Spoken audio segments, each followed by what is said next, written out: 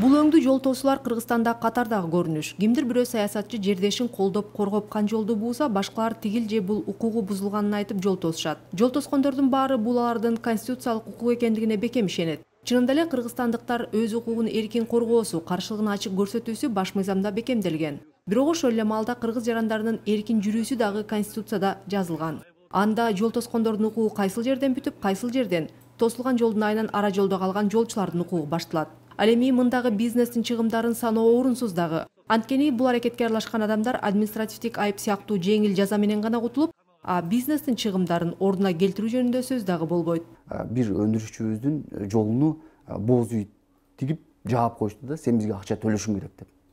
Ал айтты, мен силерге баягы спорт аянтчыңарды жасап берейин, мектебиңерге жардам берейин. Жок, биздин фонд бар, ошол фондко сен түздөн түз акча төлөшүң керек деп коркутууга алышты да. Ошондо укук коргоо органдары кайрадан ошол маселе чечилбей койду. Мисалы, бул абдан мындай жаман көрүнүш да. Борборго жакын эле бир жерде ушул маселе деле чечиле албай атса, анда аймактарда бул кандай аткарылды билбейбиз да. Бул өңдүү укуктук кызыкчылыктардын кагылышынын экономикалык дагы, саясий дагы, социалдык дагы кесепеттери олуттуу. Деген менен жол тосуп митингге чыккандардын баары эле жеке саясий кызыкчылыктарды көздөйт деп айтуу да кыйын. Кептин баары бир жаран экинчисинин укугун бузганга чейин жеткирип жаткан мамлекеттик органдардын аракетсиздигинде дейт Жия бизнес ассоциациясынын аткаруучу директору Руслан Акматбек.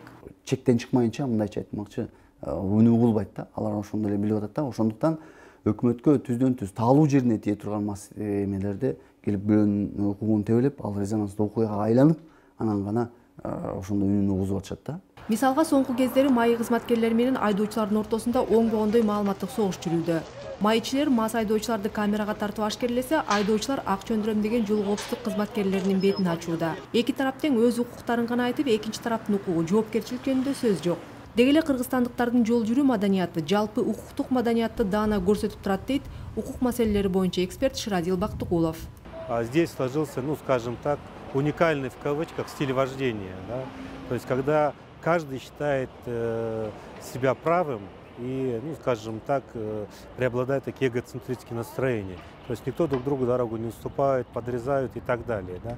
Несмотря ни на возраст, ни на что. То есть это обычно хамство на дорогах.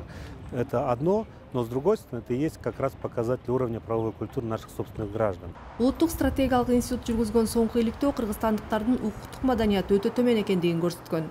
Кептин баары көпчүлүк жарандардын өз укуктарына гана таянып, коомдун экинчи бир жарандын укугуна сый мамиле кылбагандыгында жана дагы укуктан тышкары жоопкерчилик бар экенин унутта калтыргандыгында. Бул жыйынтык бизди абдан чочутту дейт юстиция министри Жылдыз Мамбеталиева. Мыйзамды бузуп коюп эле басып кетпестик эмес, бул көп кесепеттери бар, системалуу. Себеби сен бир жерде мыйзамды бузуп койсоң, ал башка адамдын укуктарын бузуп калышы мүмкүн. Коомдун укуктары бузулуп атат. Андан тышкары жана мен айткандай коррупцияга алып келип атат. Анан баарын салыштырып келгенде Кыргыз Республикасынын улуттук коопсуздугуна керек болсо өзүнүн терс таасирин тийгизип атат да. Мыйзам иштебеген коомдо өнүгүү жөнүндө айтуу деги эле мүмкүн эмес. Бизнес дагы эртеңкисине алды менен жеке мүлккө болгон кол тийбестик укугуна албайт. Ал эми бул ишенимди алды менен жогорку бийлик өкүлдөрү камсыздашы керек. Мен сизге бир кызыктуу окуя айтып берейин. Мен көп жылдар маркетте иштедим да. Анан бир кызматкерибизди маркетте уурда кармап алдык да. Эми өзүнө тиешелүү эмес маркеттин буюмда азык-түлүк алган уурдап, анан эми камерадан кармалып анан жөн эле сүйлөштүк да, эмнеге муну кылдың депчи. Абдан мени кызыктырган бир жооп айтылды. Муну мен дагы эле түшүнбөйм. Бирок ал илгери болчу. Акаев деле уурдап атпайбы деп айтты да. Абдан мага ушул аябай таасир калтырды да. Анын кандай тиешеси бар. Бирок демек, баягы жарандар бирөөлөрдүн кылганын өзүнө мага дагы боло берет дегендей кабыл алышы мүмкүн экен да.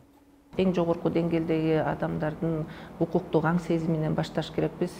Бизде ушундай бир тарбия көрсөтчү деп айтып кетпедикпи? Саясий элита болуш керек, регионалдык элита болуш керек. Алар жерлерде өзүнүн жүрүм туруму менен, укуктук аң сезими менен ушундай бир баягы аларды карап туруп адамдар туурагыдай ушундай бир пример көрсөтүш керек да, мисал көрсөтүш керек. Юстиция министрлиги Бириккен Улуттар оюмунун өнүктүрүү программасы менен биргеликте кыргызстандыктардын укуктук маданиятын жогорулатуу стратегиясын иштеп чыккан. Бул аракетте эң негизгиси биз жазаны күчөтүү эмес, аң сезимге таасир этүү жолун тандап алдык, дейт юстиция министри. Биздин кыргыз эли алар илгертеден жана каада салтка көңүл көп бурган, мындай өзү демократиялуу эл келет, ошон үчүн бул жерде жоопкерчиликти жогорулатуу биз күткөн аракеттер алар өзүнүн жыйынтыгын бербей калышы мүмкүн да. Ошон үчүн бул жерде баягы аң сезимге жеткизип, алар адамдарга кеңири иш чараларды жүргүзүп сүйлөшүү жолу менен 2018 жылга чейин эсептелген документте негиз катары өнүккөн Европа мамлекеттеринин системасы алынган. Батышта укуктук маданиятты балдар төрөлгөндөн эле канына сиңиришет. Албетте батыш коому башынан эле мындай болгон деп айтууга дагы болбойт. Көптөгөн мамлекеттер өзүнүн өнүгүү жолунда укуктук нигилизмди, мыйзамдык, коомдук кызыкчылыктарды сыйлабастык өңгү терс көрүнүштөрдү баштан кечиришкен. Стратегияда балдарга мектептен баштап укук таанытуу жазылган. Ошондой эле бул документте коомдун менталитетин эске алуу менен улуттук каада салттагы укуктуу үлгүлөрдү жайылтуу дагы каралган.